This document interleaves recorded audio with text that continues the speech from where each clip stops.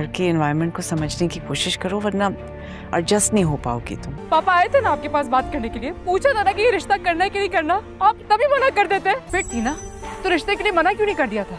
हो सकता है कि हो, लेकिन मुझे अब ये सफर नहीं करना बुरहान। हमने इतना मुश्किल वक्त काट लिया है, अब तो शायद मंजिल करीब है। और अपनी जिंदगी जी, सब कुछ तुम्हारे। इसलिए मैं चाहती हूँ कि तुम मुझे छोड़ दो। बुलंद को घर लेके आना चाह रहे थे, वो तुम ले आए हो।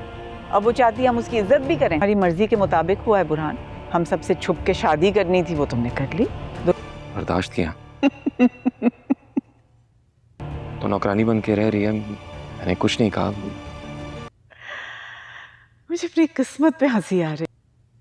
कमाल हो गया। नरमीन की प्रॉब्लम्स अब अदनान के साथ काफी ज्यादा बढ़ जाएंगी। तभी वो अदनान के साथ काफी ज्यादा झगड़ेगी और उससे कहेगी कि बुरहान ने जब शादी करने से इनकार कर दिया था तो मेरा बाप तुम्हारे घर पर आया था। अगर तुम्हें इतनी ही प्रॉब्लम तो उस वक्त मेरे बाप को बता देते और मेरे साथ शादी करने के लिए हरगिज तैयार ना होते। सारा अभी तक जैसे ही ये तमाम सिचुएशन पहुंचेगी तो वो नरमीन को समझाने की कोशिश करेगी कि तुम्हें हमारे घर के माहौल को समझना होगा और इसी में ही एडजस्ट करना होगा। अगर तुम ऐसा नहीं करोगी तो तुम अकेली रह जाओगी। उधर ही दूसरी तरफ आप लोग ये देखेंगे नरमीन के घर में आ जाने के बाद हानिया सब लोगों का सलूक उसके साथ देख चुकी होगी और अपने साथ भी सलूक का उसे पता होगा। इसलिए बुरहान से ये कहेगी कि मैं चाहती हूँ कि तुम मुझे तलाक दे दो, मुझे आजाद कर दो ताकि तुम अपनी जिंदगी को अच्छी तरह से जी सको। उधर ही दूसरी तरफ सारा आपी से इस बात का गिला जब बुरहान करेगा कि आपने मेरी बीवी को घर में नौकरानी बना कर रखा हुआ है, तो वो उस पर तंजिया हंसी हंस देगी और कहेगी कि तुमने अपनी मर्जी से छुपकर शादी कर ली थी और अपनी बीवी को भी घर ले आए हो, अब और क्या चाहते हो? अगर तुम ये चाहते हो कि हम लोग तुम्हारी बीवी की इज्जत करेंगे तो ऐसा कभी भी नहीं होगा।